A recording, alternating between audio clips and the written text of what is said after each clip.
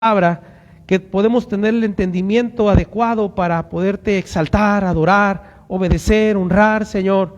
Ayúdanos, Señor, para que tu palabra siga moldeando nuestra vida, Señor, espiritual, y con ella, Señor, podamos rendir realmente la honra y la gloria que tú mereces, Padre.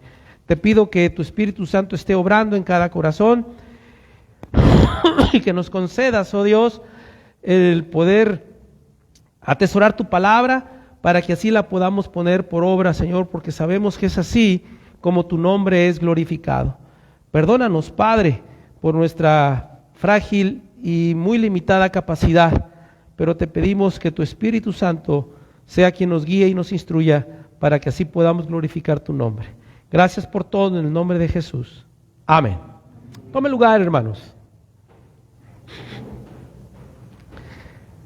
Hermanos, continuamos con el camino a un avivamiento permanente.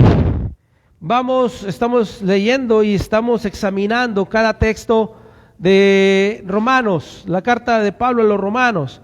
Y vamos, hermanos, en el capítulo número 6, en los versos, en este caso, hermanos, vamos a ver hoy 2 versos. Ya vimos el 15 y el 16, ¿verdad? La semana pasada. Hoy, hermanos, vamos a ver los versículos 17 y 18. Pero antes de eso, hermanos, déjenme decirles que el apóstol Pablo señala que el hombre natural, o sea, el hombre que no ha sido redimido por Dios, dice que es un esclavo voluntario del pecado. Todas las personas viven esta realidad todos los días de sus vidas porque han rechazado la verdad o la luz que Dios ha provisto para ellos. ¿Se acuerdan? Ya en Romanos capítulo 1, que ya lo vimos, dice que los hombres amaron más la mentira, ¿verdad? Y desecharon la verdad. Y también el apóstol Juan menciona que el hombre amó más las tinieblas que la luz. Y esto, hermanos, ha quedado tan claro, tan evidente a través de toda la historia, que el hombre, hermanos, ha optado siempre por el pecado, por la maldad. El viernes estaba mencionando un poquito de eso, ¿verdad? De cómo cuando Pilato presenta a Jesús y presenta a Barrabás, ¿verdad? Antes de ser ejecutado, Jesús, ¿verdad? Dice que Pilato dice: ¿a quién quieren que le suelte? ¿A Jesús o a Barrabás? ¿Y qué escogió el pueblo? ¿Por qué no a Jesús?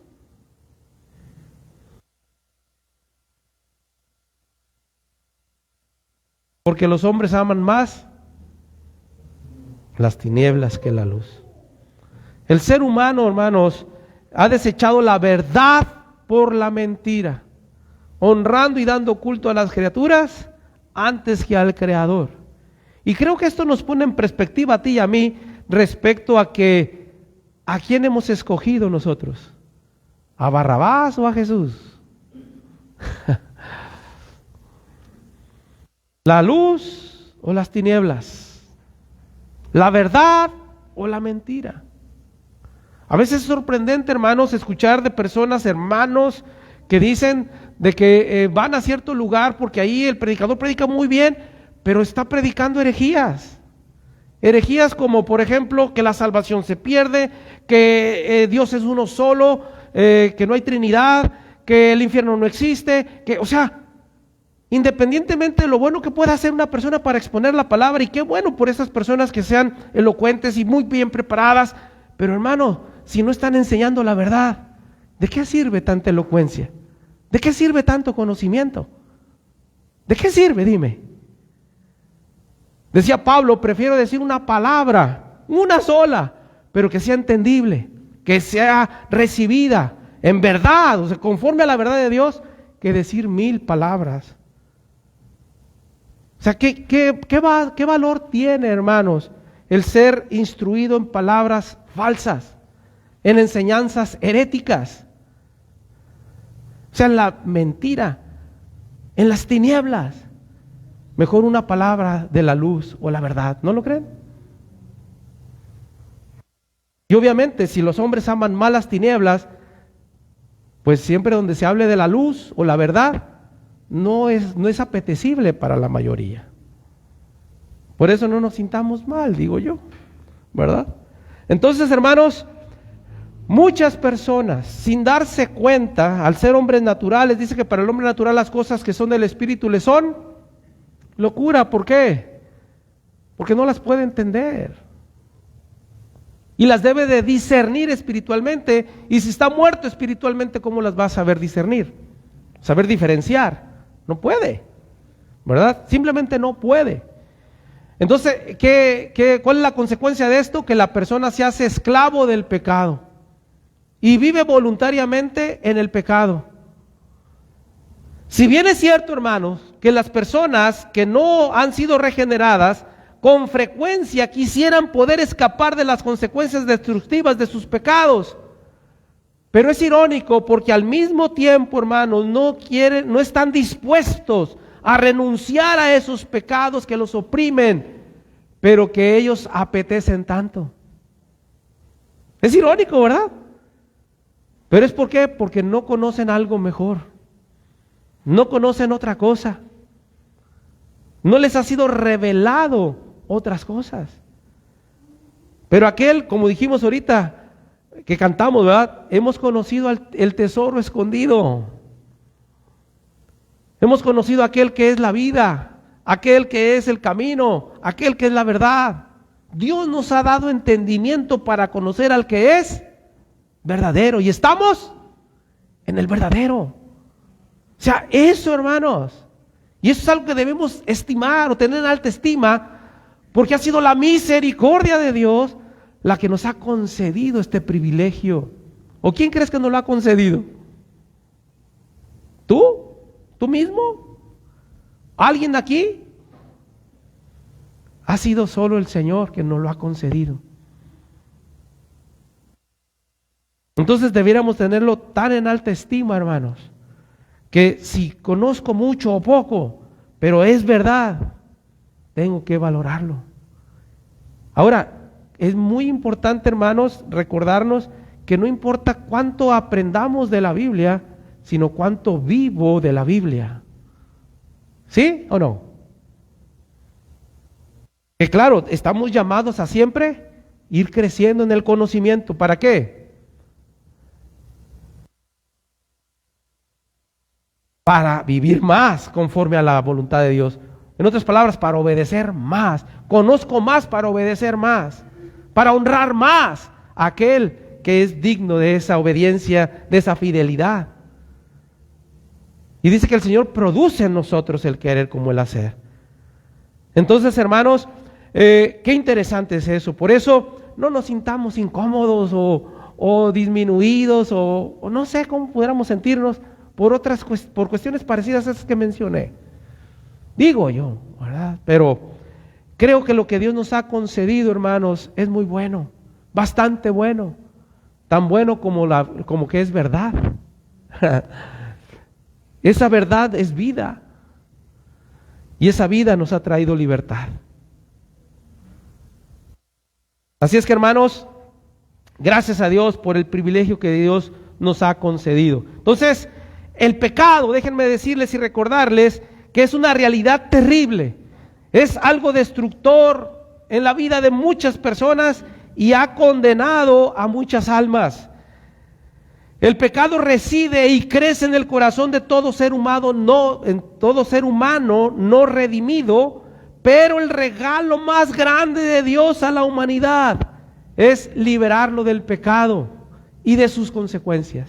¿Cuál es la consecuencia del pecado, hermano? La principal y más inmediata: muerte. Esa separación de Dios, esa separación eterna de Dios. El pecado genera muerte y Dios en Cristo nos ha liberado, hermanos, del pecado, de las consecuencias del pecado. Y es lo que Pablo, hermanos, está queriendo afirmar y confirmar a través de lo que está diciendo en este capítulo, particularmente de Romanos capítulo 6. Por eso, hermanos, vale la pena que sigamos examinando cada uno de los puntos que la Escritura nos da respecto a que el creyente está vivo para Dios. Ya vamos en el 4. Vivos para Dios. Parece que el título y el subtítulo es el mismo, ¿verdad? Pero es que es muy amplio cada punto, por eso pareciera lo mismo, pero no es lo mismo. El creyente, hermanos, ahora vive por Dios, y el vivir por Dios, o sea, Dios nos dio vida, pero nos dio vida para Él. Eso es lo que un creyente genuino reconoce, hermanos. ¿Se acuerdan de lo que acabamos de leer allá en 2 Corintios 5? Parte de lo que dice ahí, dice, porque el amor de Cristo nos constriñe, dice 2 Corintios 5:14. Dice, pensando esto, que si uno murió por todos, luego todos murieron. O sea, si Cristo murió por todos, ¿quiénes son los todos? Los pecadores, ¿verdad? Por los pecadores, o sea, nosotros, ciertamente. Por todos. Y esos todos por los que Cristo murió y que creen en Él, ¿qué tienen que pasar con ellos? Luego todos murieron, o sea, deben morir ¿a qué? Al pecado, de acuerdo al contexto que estamos hablando, y lo confirma con el versículo 15. Y por todos murió para que los que ahora viven, ¿qué? Ya no vivan para sí. Ya no vivas para tus deseos, para tus gustos, para tus ideas, para tus planes, sino que ¿qué? Hermanos, un creyente verdadero que empieza a crecer en el entendimiento de la palabra de Dios, vive más para Dios que para sí mismo. Estando en su casa, en el trabajo, en la calle, en donde quiera que esté, hermano, pero vive ¿para quién? Para Dios. No vive para sí mismo. No vive buscando tener una buena relación con su esposo o su esposa para llevar la fiesta en paz, sino porque es la voluntad de Dios, ¿o no? Como padre, ¿verdad? Instruyo a mis hijos, les doy buen ejemplo, soy una persona, trato de ser una persona, ¿verdad? Honorable, etcétera, pero ¿por qué es? ¿Para que mis hijos me vean bien y me respeten? ¿O para que Dios sea glorificado a través de mi vida? En mi trabajo, o sea, en todas las áreas de tu vida, hermano. Ya no vives para ti. No vivo para trabajar y tener dinero. Vivo porque eso agrada a Dios, ¿verdad? Dice que el trabajo dignifica al ser humano y es una bendición que Dios ha dado al ser humano. Y a través de ello Dios te bendice para que puedas ser bendición para los tuyos y para otros. ¿Sí o no? Y es vivir para Dios, hermano. Vivir para Dios no es hacerte un líder en una iglesia, pastor, misionero. No. Vivir para Dios es ser el padre o padre o madre que tus hijos necesitan de acuerdo a lo que Dios te enseña, o el esposo o la esposa que tu esposo o esposa necesita. Ser ese patrón o ese empleado que se requiere en el trabajo. Ser ese buen ciudadano en tu país. Ser una persona con carácter, un carácter cristiano, con equilibrio mental y emocional, psicológico, o sea, todas las áreas de tu propio ser. Espiritualmente fuerte. ¿Sí o no? Eso es vivir para Dios. No estoy viviendo para mi carne, porque para mi carne, ¿qué es más fácil? Sucumbir ante las presiones emocionales, psicológicas, sociales, laborales, etcétera. ¿Cuánta gente ahora, hermano, está deprimida, está angustiada, está estresada? Pero que un cristiano no ha recibido la paz de Dios en él. ¿Cómo debiera vivir? En paz. Si recibió la paz de Dios, ¿cómo debe vivir? En paz. No angustiado, afligido, preocupado. No. Porque ya estoy en paz con Dios, pero he recibido la paz de Dios. Eso es vivir para Dios. ¿No lo crees? Pues créelo, porque es así. Cuando vives en humildad, con sabiduría, con templanza, con amor, hermano, estás viviendo para Dios. ¿Sí me estoy explicando, hermanos? Si no vivimos así, no estoy viviendo para Dios. Y si mi motivo no es Dios, estoy viviendo para mí mismo, porque a mí me conviene hablar bien y tratar bien a la gente para que me traten bien. No. Quiero honrar con mi vida. ¿Se acuerdan cuando José no quiso caer en adulterio con la esposa de Potifar? ¿Cuál fue la razón de José para no hacerlo? ¿Voy a hacer este gran pecado contra Dios?, decía él. No. ¿Pero qué dice el hombre natural? Una canita al aire, ¿a quién le dan pan que llore? O etcétera, etcétera, ¿no? O sea, el que vive para Dios, hermanos, no le importó que le dijeran lo que le dijeran. Él quiso y él vivía, no quiso en ese momento, no, él ya vivía para Dios. Entonces, hermanos, nosotros como cristianos ahora es importante entender, ¿verdad?, que yo estoy vivo para Dios, estoy vivo por Él, pero estoy vivo para Él, ¿verdad?, para Él. Entonces,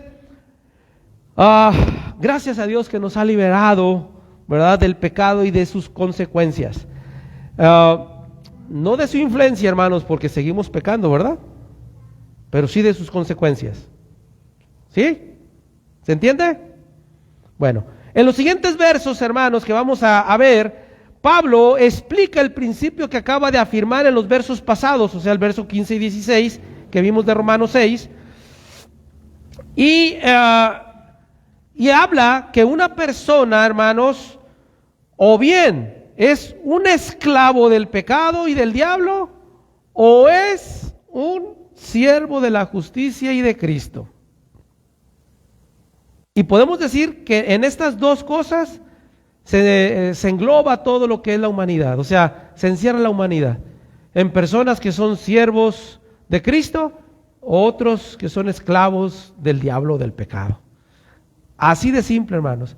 ¿Se acuerdan también que, o sea, esta idea, hermanos, Dios la presenta en muchas formas, como por ejemplo, los ladrones en la cruz, ¿se acuerdan? Dice que había dos ladrones. Se dice que era Dimas y Gestas. Yo no sé si es cierto o no. Yo no supe, la Biblia no me da una razón para creer que se llamaban así. Pero ¿pudieron haberse llamado así? Pues sí, pero no sé. Digo, para si alguien de repente se queda todavía con el aspecto de tradición, ¿verdad? De forma tradicional creer que esos eran sus nombres. Pero en fin, lo importante no eran ni sus nombres. El hecho es que uno creyó en Cristo y el otro le rechazó. Ahí está representada en estos dos ladrones, ¿verdad?, la humanidad. En que aquel ladrón, hermanos, merecía ser castigado, muerto, condenado, pero se arrepintió y creyó en Jesús. ¿Y qué hizo Jesús? Lo perdonó y lo salvó. Mientras que el otro, ¿verdad?, dice que renegó, confrontó a Jesús y decidió no creer en Jesús. ¿Y qué pasó? Se condenó, ¿verdad? Si ya estaba condenado, murió sin ser perdonado, vaya, para ser más precisos. Hermanos, en ellos dos está representada la humanidad.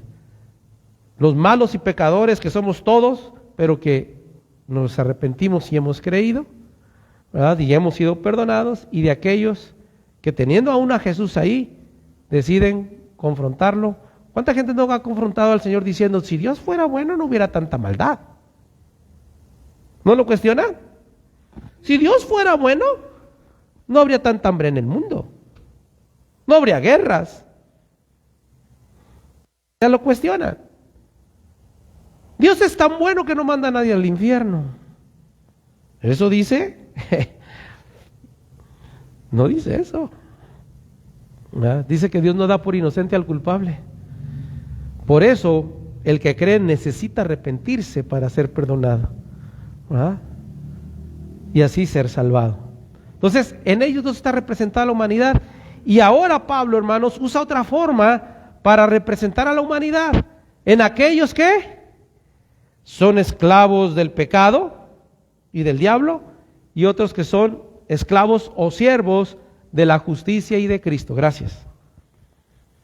Y es de lo que vamos a hablar, hermanos, de acuerdo a los pasajes que nos toca hoy poder examinar. Veamos, hermanos, el versículo 17. Según Romanos 6, 17, hermanos, por favor.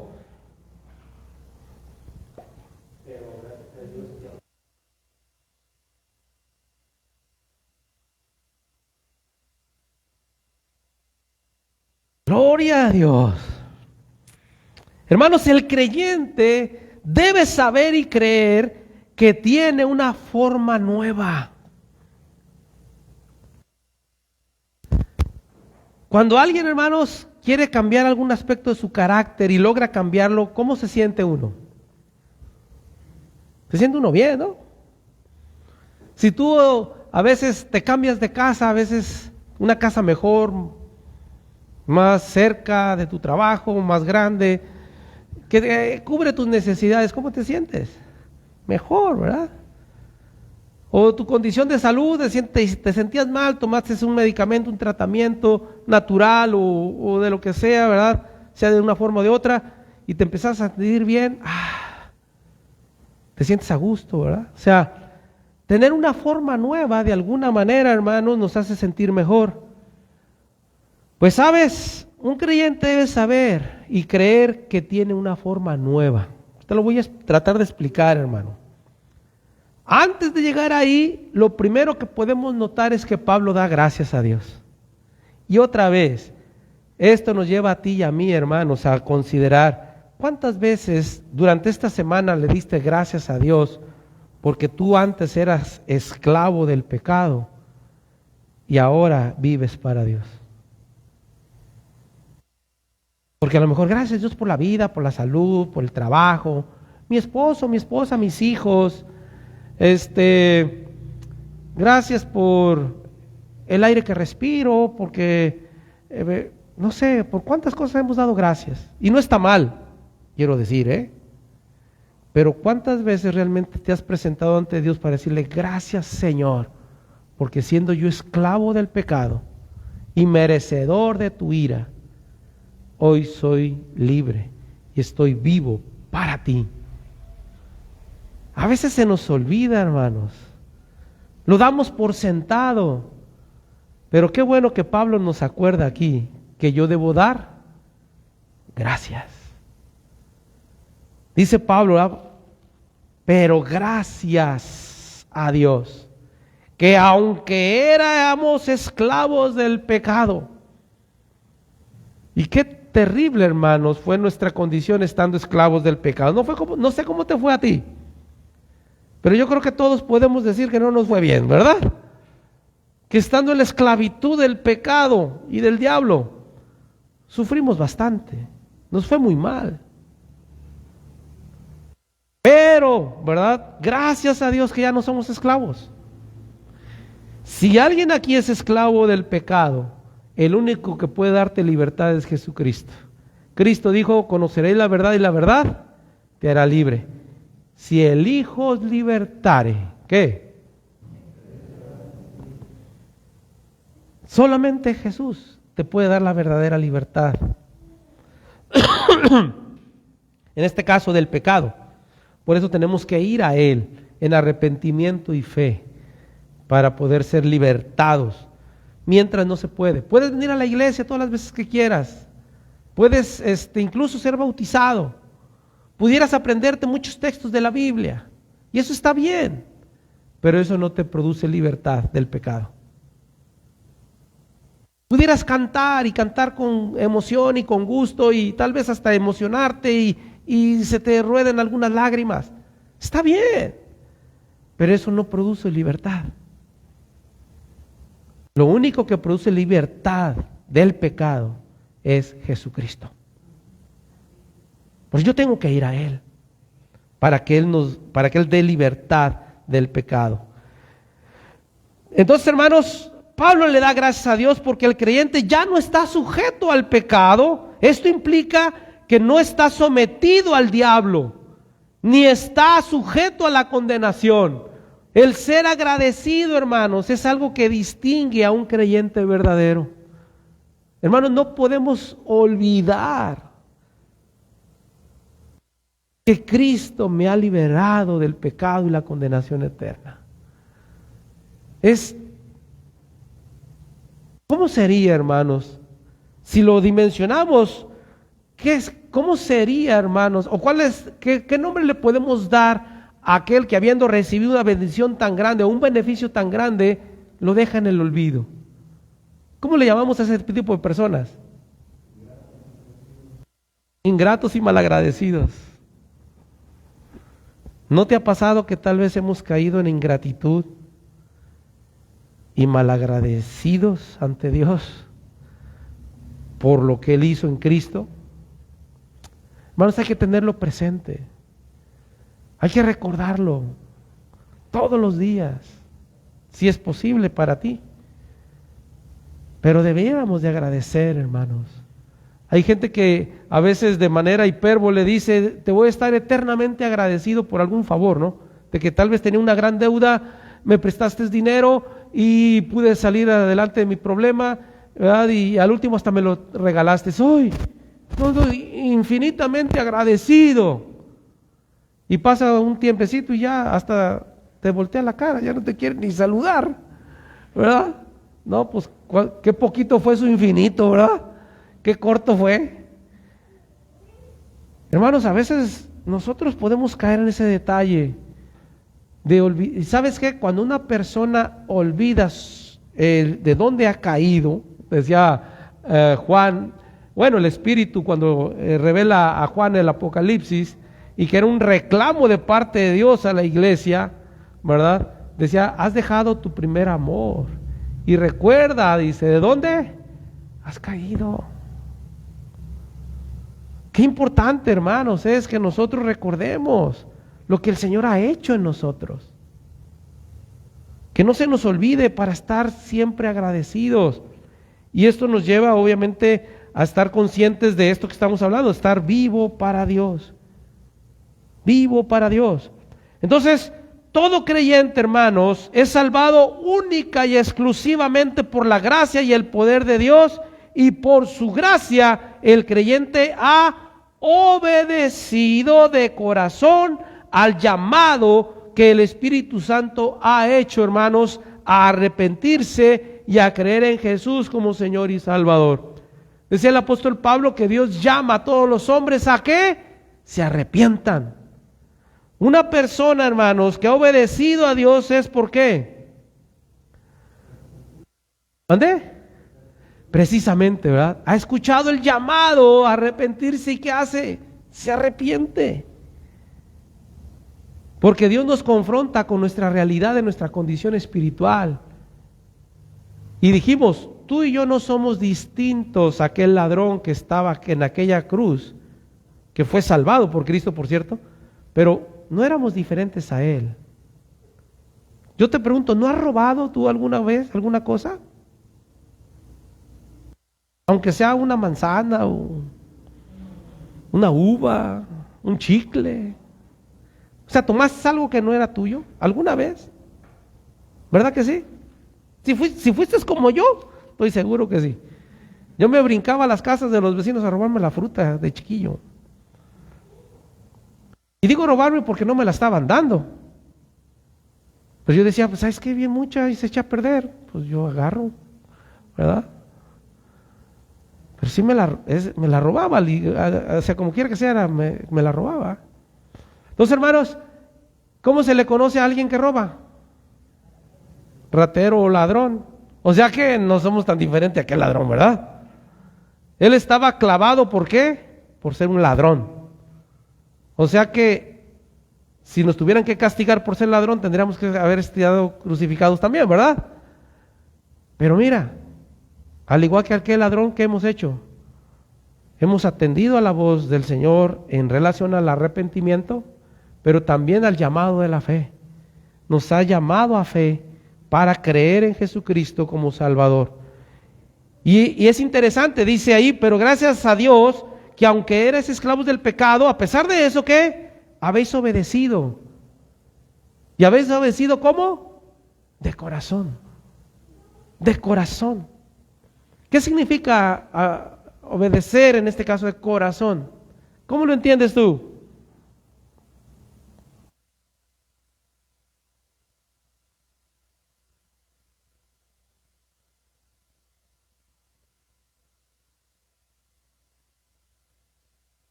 Ok, bien. ¿Ande? Recuerden, hermanos, que la Biblia, cuando utiliza la palabra corazón, muchas veces hace referencia al entendimiento y al sentimiento del hombre. Estas dos cosas juntas, lo que es el alma, y el espíritu. Alma son el asiento de las emociones y el espíritu el asiento del intelecto, la capacidad de razonar. Una persona que obedeció de corazón es aquel que entendió, ¿verdad?, su pecado, su necesidad, su condición, y todo lo que tú piensas o reconoces o entiendes, se siente, ¿o no es cierto? Tú sientes, tus emociones fluyen, y más cuando se trata de algo que te impacta demasiado. No sé si les ha tocado de repente llorar cuando estás viendo una película de esas que son medias dramáticas, ¿verdad? ¿O quién no lloró cuando se murió el torito, hermanos? De menos, digo yo. Bueno, aquí porque todos somos de edad. A lo mejor César no se acuerda quién es el torito, pero ¿verdad? Que sí lloramos cuando veíamos a Pedro Infante, ¡ay!, chillando por el hijo quemado. Se nos compungía el corazón. Entonces, hermanos, cuando una persona se da cuenta de su condición de pecado y se da cuenta de lo que merece, se da cuenta de lo que va a suceder, hermanos, ¿cómo no te estremeces? Por eso muchos a veces reaccionan cuando entienden todo esto con llanto, reaccionan con alegría, reaccionan de muchas maneras cuando ellos se arrepienten. Normalmente uno se quebranta, hermanos. Te quebrantas delante de Dios porque estás entendiendo y sintiendo el peso de tu pecado, de tu maldad y de lo que esto conlleva, ¿verdad? Que es la condenación eterna, estar separado de Dios. Y por eso, hermanos, habla aquí de obedecer, pero de corazón. O sea, con tu espíritu y con tu alma.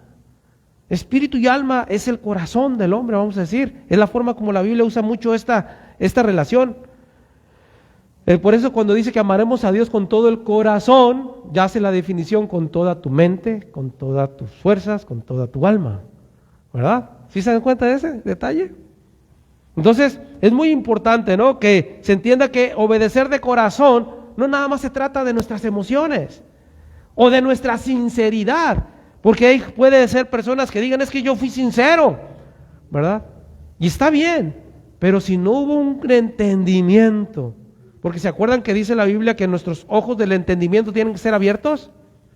¿Por qué? Porque Satanás ha cegado los ojos del entendimiento para que no resplandezca la luz del Evangelio de Cristo.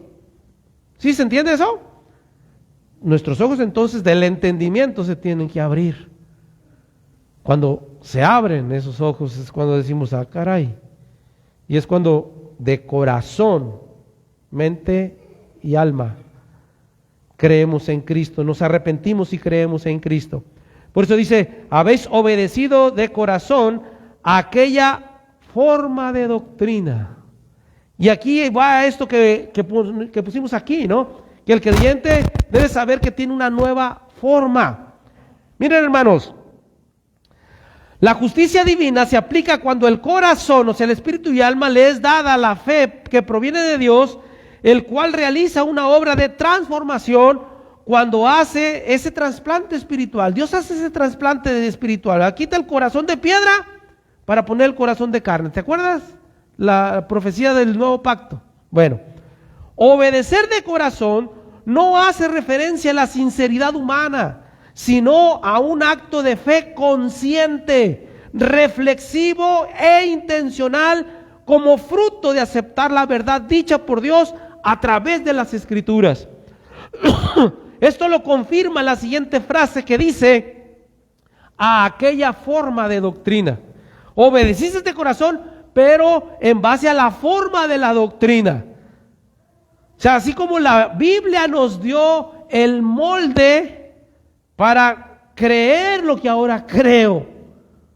Antes creía que todos éramos hijos de Dios, pero la forma de la doctrina de Dios en Cristo me dice que había hijos de Dios e hijos del diablo.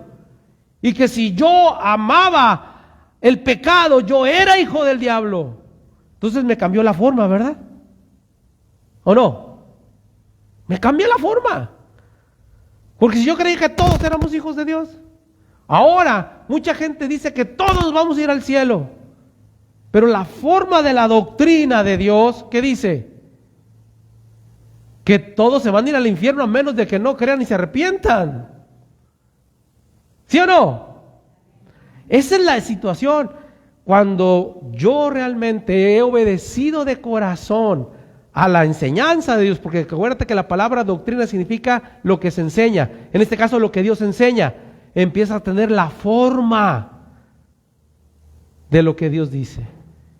Ahora yo, con lo que está explicando Pablo, yo ahora debo tener la forma de un siervo de Dios, de un siervo de la justicia, de un esclavo de Jesucristo, habiendo dejado la forma de ser un esclavo del pecado.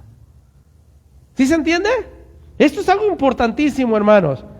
Entonces, aquí la palabra forma se refiere a los moldes en los que se vertía metal derretido para que al solidificarse tuviera la forma deseada.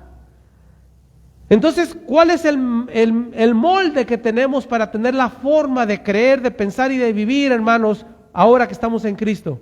¿Cuál es ese molde? Jesús habla de la doctrina. ¿Dónde está lo que Dios enseña? Este es el molde, hermanos. Por eso empezamos a tener la forma de lo que nos enseña Dios en la Biblia. Y obviamente, Dios nos enseña a que seamos como Cristo. Entonces Cristo viene a ser parte de ese molde, ¿no? Pero es importante que habla aquí de la doctrina. Tienes ahora la forma de la doctrina a la cual ¿qué? Fuiste entregado. Ay, hermano, a veces leemos muy superficialmente el texto, pero nos perdemos de muchas cosas interesantes como esto, ¿verdad? Por eso, hermanos, fíjate bien. Dijimos que la palabra forma se refiere a los moldes donde se vertía ese metal y obviamente tomaba la forma que se deseaba. Esto quiere decir que todo creyente verdadero tiene la forma de creer, de ser y de vivir de acuerdo con la doctrina, o sea, con lo que enseña la palabra de Dios, a la cual fue entregado. Esto es, cuando Dios hace de un creyente una nueva criatura, lo vierte, así como se vierte el metal derretido, ¿verdad?, por completo al molde de la verdad bíblica, y empieza a tener la forma de lo que Dios enseña. ¡Wow! Fíjate lo que dice el texto. Y a veces nosotros nomás lo leemos y pues ahí quedamos, ¿no? Yo fui entregado por Dios mismo a esta forma. ¿Por qué pienso ahora que los ídolos son medios que el diablo usa para engañar, cuando antes los adoraba? ¿Cómo podía yo amar al mundo creyendo que estaba bien con Dios, viviendo en disensiones, en herejías, en maldiciones, en adulterios, en borracheras, y no creía que estaba haciendo mal? Creía que me estaba divirtiendo solamente, sanamente, ¿eh? Cabe aclarar. ¿Por qué? Porque no le hacía mal a nadie. Porque ahora pienso diferente. Porque ahora siento diferente. Porque ahora vivo diferente. Porque tienes otra forma, una nueva forma, que está moldeada por las Escrituras. ¿Qué te parece? Interesante, ¿no? Qué valioso es. Por eso un creyente debe saber y creer que tiene una nueva forma. Por eso ya no tiene la forma de un esclavo del pecado, sino como un siervo de la justicia. O sea, alguien que vive para Dios. Alguien que vive para Dios. Así es que, hermanos, el creyente ahora tiene la forma de la verdad divina. O va teniendo la forma, porque algunos todavía estamos en el proceso, ¿verdad?, de solidificarnos a la forma del Evangelio. ¿O no es cierto? Todavía estamos en el proceso. No hemos llegado totalmente, pero ya por lo menos ahí está. Ya estamos en el molde, ¿verdad? Y tenemos que irnos amoldando. Yo creo que a todos nos pasa así, ¿no? Cuando compramos zapatos nuevos hasta nos calan, nos lastiman, nos hacen ampollas, pero cuando se amoldan, a veces no nos queremos ni quitar todos los días, los usamos, ¿verdad? Y se nos acaban bien pronto.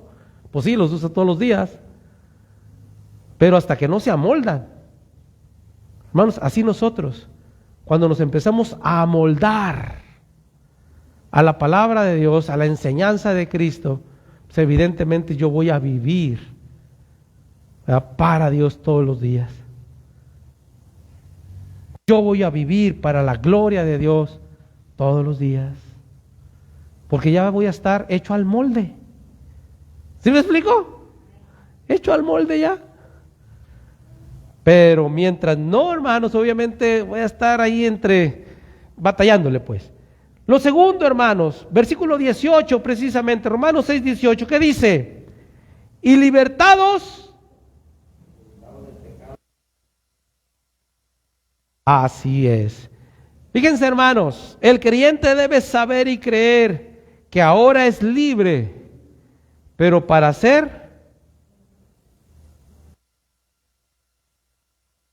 hacerse un esclavo de Cristo, un esclavo de la justicia. Y de veras, ahorita no se usa la esclavitud, ¿no? Claro está. Pero ¿dónde te gustaría trabajar? ¿Con un patrón que es negrero, grosero, mala paga, que no te da prestaciones, que te exprime, o con alguien que te da tus derechos, que te da tus prestaciones, que te respeta, que es honesto, que te paga a tiempo? ¿Con quién quieres andar? ¿Con qué patrón quieres trabajar?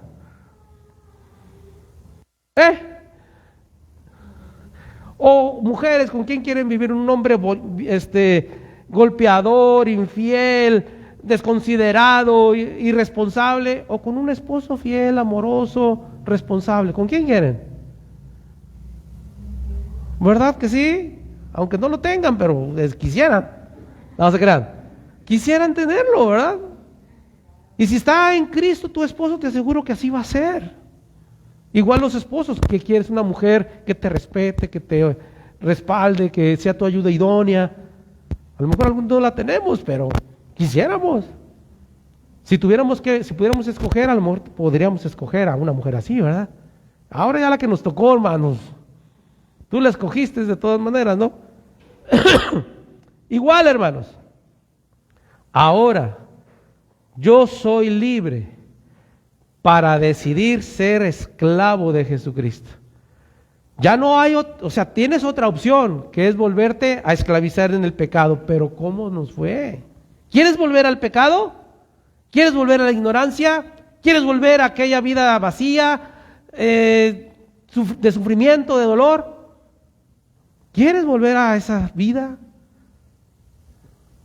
No. Ahora yo soy libre, porque si, como quiera que sea, yo tengo que ser esclavo de alguien. Prefiero ser esclavo ¿de qué entonces? De la justicia. Esclavo de Jesucristo. Ya dijimos, hay solamente dos cosas: el diablo o nuestro Señor Jesús. Si no eres esclavo de Cristo, tendrás que caer a ser esclavo del diablo. Por lo tanto, si tú puedes decidirlo, Dios nos da esta capacidad y esta bendición para decidir. Recuerden que la verdadera libertad se fundamenta, hermanos, en buscar y hacer lo correcto. Si una persona cree que es libre para hacer lo malo, eso se llama libertinaje. No es libertad, es libertinaje. El creyente, al haber sido libertado, es para ser siervo de la justicia. Todo aquello que es bueno, correcto hacer, es lo que tienes que hacer. En tu trabajo, en la calle, en tu casa, en la iglesia, en donde quiera que estés, con conocidos o desconocidos, un siervo de la justicia. No es ya, aquí nadie me conoce, pues aquí me voy a soltar, ¿verdad?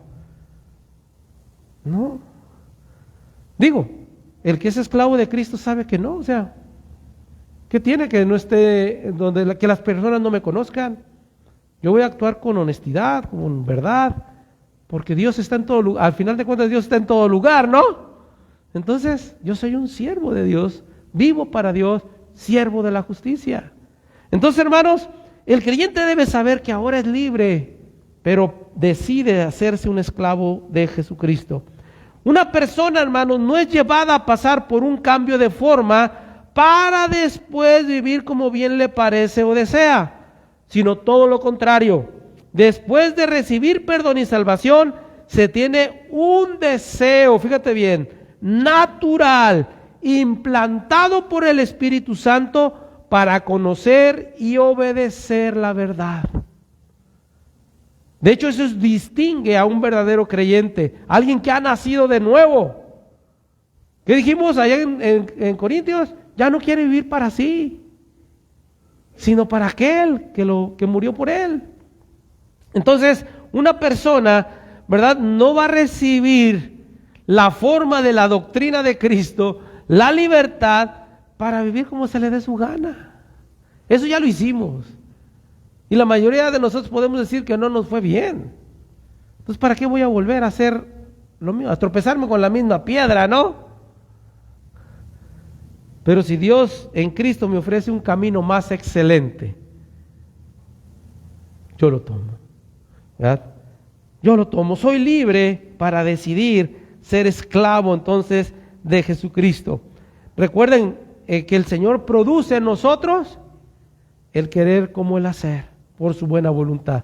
Si yo realmente he nacido en Cristo, dice el que está en Cristo, nueva criatura es.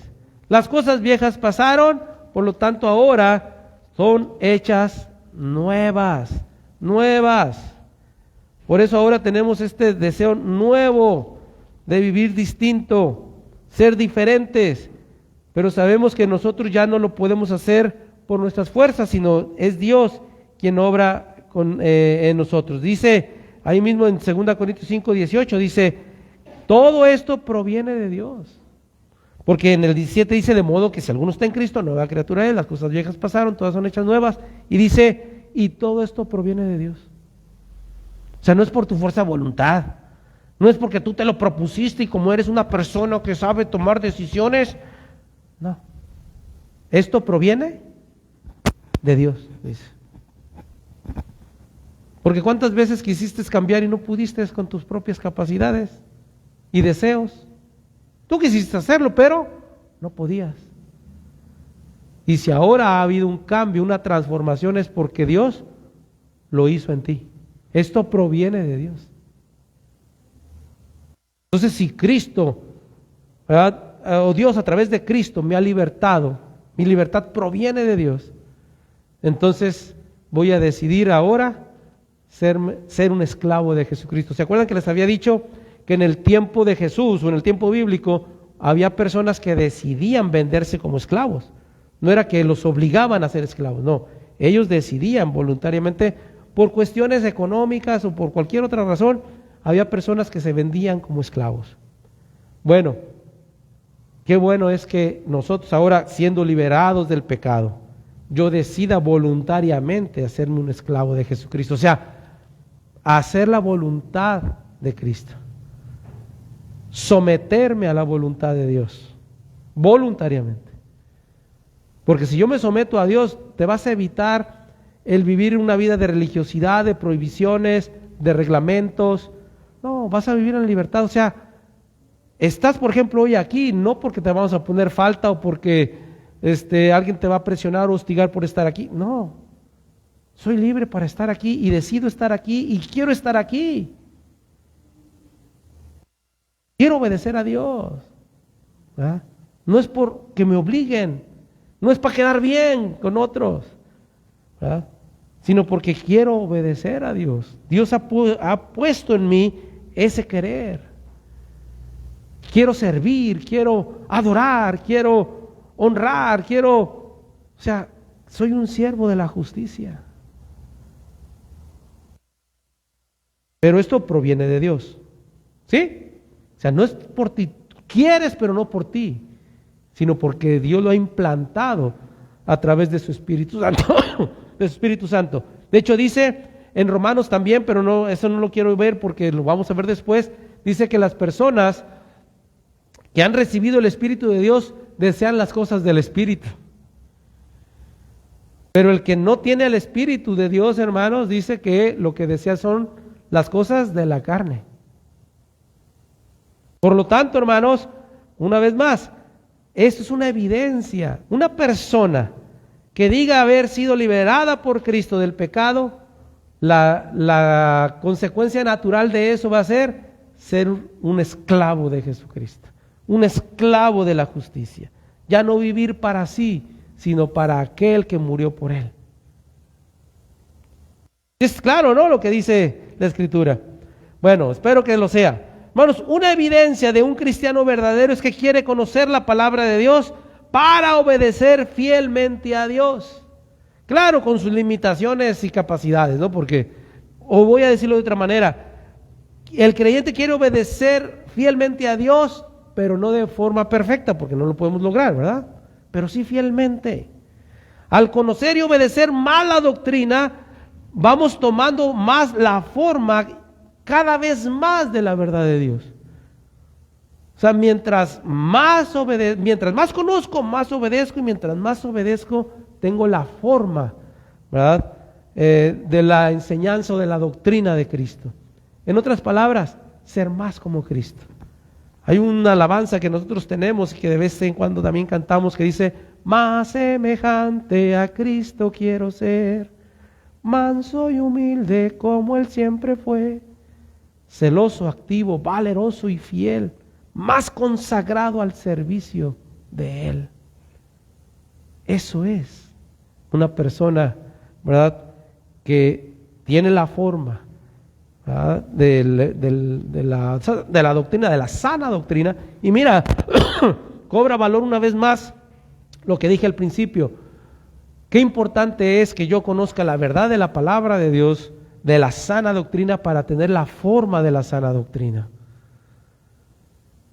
Qué triste que haya personas, ¿verdad?, que están creyendo herejías y obviamente tienen la forma de esa herejía, la que sea que hayan tomado. Por eso, hermanos, vale la pena que nosotros podamos darle gracias a Dios también, porque ahora nosotros estamos siendo formados por la verdad de Dios. Una persona no puede inventar su propio camino a Dios sin importar cuán sincero pueda ser en sus esfuerzos. Dios ha establecido de manera exclusiva que el único camino para llegar a Él es Jesucristo, tanto para ser salvos como para ser santos. También para ser justos, o sea, para vivir en santidad y en justicia, para que quede a lo mejor más claro. Entonces, Jesucristo no es solo para ser salvo, sino también para vivir en santidad y justicia. Lo hemos hablado en otras oportunidades, no lo voy a volver a hablar hoy, y menos porque ya el tiempo se me está yendo, pero es claro, hermanos, que una persona que ha sido alcanzada por el Señor, ¿verdad?, evidentemente el hecho de ser salvo es para santificarlo, dice la Biblia, y para que viva en las obras que Dios preparó de antemano para que viva en ellas. O sea, no es solamente porque quiere, porque la única intención de Dios es salvarnos. Claro que Dios quiere salvarnos, pero también quiere mostrarnos el camino más excelente para vivir a plenitud esta vida. Y qué mejor que la santidad y la justicia. Entonces, la sana doctrina contiene todo lo que el cristiano debe creer, contiene todo cómo debe vivir. Por lo tanto, rechazar este contenido y tratar de acomodarlo a sus preferencias da evidencia de que no está buscando el reino de Dios, mucho menos la justicia de Dios. Por lo tanto, lo que hace un verdadero creyente es que se sujeta en libertad a la sana doctrina, a la forma de doctrina a la cual fuimos entregados. Entonces Dios nos entrega a la forma de la sana doctrina. ¡Wow! Esto es, hermanos, un creyente que vive avivado, fíjate, libre, pero sirviendo a Dios a través de la justicia, buscando la santidad. Vivo para Dios, hermano, vivo para Dios. Por lo tanto, nosotros, hermanos, es importante que nos estemos confrontando constantemente con estas verdades. ¿Realmente tengo la forma de la sana doctrina? Y si la tengo, ¿realmente estoy mostrando esa vida de santidad, en obediencia o justicia? ¿Cómo estamos, hermanos? Que no sean solamente conceptos, a lo mejor buenos si tú quieres, pero y a lo mejor hasta amplios o más profundos de la verdad, pero tengo que aplicarlos a mi vida. Voy a ser más específico. Realmente a través de la sana doctrina, por ejemplo, ¿Dios tiene prioridad en mi vida? ¿Estoy predicando el evangelio? ¿Estoy perdonando al que me ofende? ¿Estoy sirviendo al Señor en su obra? ¿Cómo estoy, hermano? ¿Estoy ofrendando con liberalidad, con alegría, con sencillez de corazón? ¿Oro por mis hermanos? ¿Realmente quiero compartir con ellos con alegría y sencillez de corazón? Hermano, la sana doctrina. Y esto es muy importante, porque ¿de qué nos sirve conocimiento y mero conocimiento, hermanos? Y más conocimiento, si al final de cuentas, si no es verdad, ya es triste. Y peor, ¿verdad? Si no lo vivo. Entonces, ¿para qué queremos tanto conocimiento? Termino, hermanos. En todas sus cartas, Pablo hace un énfasis en la relación tan crucial que existe entre la verdad de Dios con una vida fiel. O sea, nadie que no conozca la verdad de Dios puede ser fiel a Dios. ¿Se entiende, no? ¿Por qué? Porque si tú estás creyendo una mentira, por muy fiel que seas esa mentira en tu creencia, no puedes ser fiel a Dios. O sea, una persona que cree en la idolatría, por muy sincero y fiel que sea esa enseñanza, ¿agrada a Dios el idólatra? No. Yo por muy fiel que sea una enseñanza, que la salvación se pierde, que no hay infierno, ¿eso agrada a Dios? No, no importa cuán fiel sean. La fidelidad que agrada a Dios es aquella que está cimentada en la verdad. ¿Y dónde está la verdad? En las Escrituras, hermano. Solo en Dios está la verdad. Entonces, ¿de qué va a servir a aquellas personas ser fiel a una mentira? Dime tú. De nada. Ante Dios, ante su iglesia, sus líderes y sus demás hermanos, pues sí. Oh, qué hermano tan fiel. Oh, qué hermano tan entregado. Pero una mentira. No. Una persona cuyo corazón, hermanos, no ha sido trasplantado, tampoco ha sido salvado. Si el Espíritu de Dios no te ha dado vida, te ha quitado ese corazón de piedra y no te ha dado ese corazón de carne, hermano, no estás salvo. O sea, no has recibido salvación. ¿Y por qué? Porque no has sido perdonado. ¿Por qué? Porque no te has arrepentido. Así de simple, hermano. La vida de un creyente fiel se distingue por querer tener una vida en justicia, sabiendo y creyendo que es libre del pecado, pero para ser esclavo de Jesucristo en justicia. Así es que, hermano, ay, Señor, Dios nos guíe y nos dé sabiduría para estas cosas, hermano, porque de verdad creo que estamos siendo confrontados de una manera muy importante de parte de Dios a través de su palabra. Espero que todo esto nos ayude, no solamente a confirmarnos en la verdad presente, hermanos, sino en el ejercicio práctico de estas verdades. O sea, que la fe se demuestre por obras, porque la fe sin la obra está muerta. Así es que, hermano, que Dios te bendiga y que Dios nos siga ayudando para reconocer estas gloriosas verdades y ser fieles a ellas a pesar de todo. Amén. Que así sea, hermanos. Dios los bendiga.